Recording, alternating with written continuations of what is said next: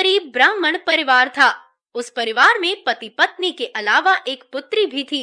वह पुत्री धीरे धीरे बड़ी होने लगी। उस पुत्री में समय और बढ़ती उम्र के साथ सभी स्त्रियोचित गुणों का विकास हो रहा था। वह लड़की सुंदर, संस्कारवान एवं गुणवान थी, किंतु गरीब होने के कारण उसका विवाह नहीं हो पा रहा था। एक दिन उस ब्राह्मण के घर एक साधु महाराज पधारे। वो उस कन्या के सेवा भाव से काफी प्रसन्न हुए। कन्या को लंबी आयु का आशीर्वाद देते हुए साधु ने कहा कि इस कन्या के हथेली में विवाह योग्य रेखा नहीं है। तब ब्राह्मण दंपति ने साधु से उपाय पूछा कि कन्या ऐसा क्या करे कि उसके हाथ में विवाह योग बन जाए। साधु ने कुछ देर विचार करने के बाद अपनी अंतर्दृष्टि से ध्यान करके बताया कि कुछ दूरी पर एक गांव में सोना नाम की धोबिन जाति की एक महिला अपने बेटे और बहू के साथ रहती है, जो बहुत ही आचार विचार और संस्कार संपन्न तथा पति परायण है। यदि यह कन्या उसकी सेवा करे और वह महिला इसकी शादी में अपने मांग का सिंदूर लगा दे, उसके बाद इस कन्या का विवाह हो तो इस कन्या का वैधव्य योग मिट सकता है। साधु ने यह भी बताया कि वह महिला कहीं आती जाती नहीं है। यह बात सुनकर ब्राह्मणी ने अपनी बेटी से धोबिन की सेवा करने की बात कही। अगले दिन कन्या प्रातः काल ही उठकर सोना धोबिन के घर जाकर साफ सफाई और अन्य सारे करके अपने घर वापस आ जाती। एक दिन सोना धोबिन अपनी बहू से पूछती है कि तुम तो सुबह ही उठकर सारे काम कर लेती हो और पता भी नहीं चलता। बहू ने कहा, माँ जी, मैंने तो सोचा कि आप ही सुबह उठकर सारे काम खुद ही खत्म कर लेती हैं। मैं तो देर से उठती हूँ।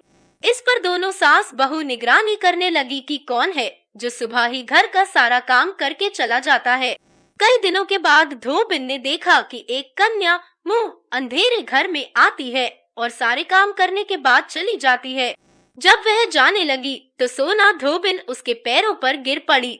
पूछने लगी कि आप कौन है और इस तरह छुपकर मेरे घर की चाकरी क्यों करती हैं? तब कन्या ने साधु द्वारा कही गई सारी बात बताई। सोना धोबिन पति परायण थी, उसमें तेज था। वह तैयार हो गई। सोना धोबिन के पति थोड़ा अस्वस्थ थे। उसने अपनी बहू से अपने लौट आने तक घर पर ही रहने को कहा। सोना धोबिन ने जैसे ही अपने मांग का सिंदूर उस कन्या की मांग में लगाया, उसका पति मर गया। उसे इस बात का पता चल गया। वह घर से निराजल ही चली थी। यह सोचकर कि रास्ते में कहीं पीपल का पेड़ मिलेगा तो उसे भंवरी देकर और उसकी परिक्रमा करके ही जल ग्रहण करेगी। उस दिन सोमवती अमावस्या थी। ब्राह्मण के घर मिले पुए पकवान की जगह उसने ईंट के टुकड़ों से 108 बार भंवरी देकर 108 बार पीपल के पेड़ की परिक्रमा की और उसके बाद जल ग्रहण किया। ऐसा करते ही उसके पति के मुर्दा शरीर में वापस जान आ गई। धोबिन का पति वापस जीवित हो उठा।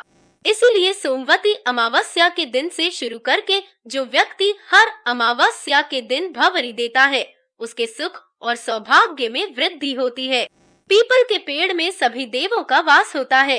अतः जो व्यक्ति हर अमावस्या को न कर सके, वह सोमवार को पड़ने वाली अमावस्या के दिन 108 वस्तुओं की भंवरी देकर सोना धोबिन और गौरी गणेश का पूजन करता है, उसे अखंड सौभाग्य की प्राप्ति होती है।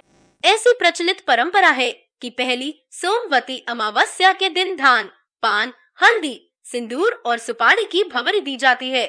उसके बाद की सोमवती अमावस्या को अपने सामर्थ्य के हिसाब से फल, मिठाई, सुहाग सामग्री, खाने की सामग्री इत्यादि की भंवरी दी जाती है और फिर भंवरी पर चढ़ाया गया सामान किसी सुपात्र ब्राह्मण, ननंद या भांजे को दिया जा सकता है।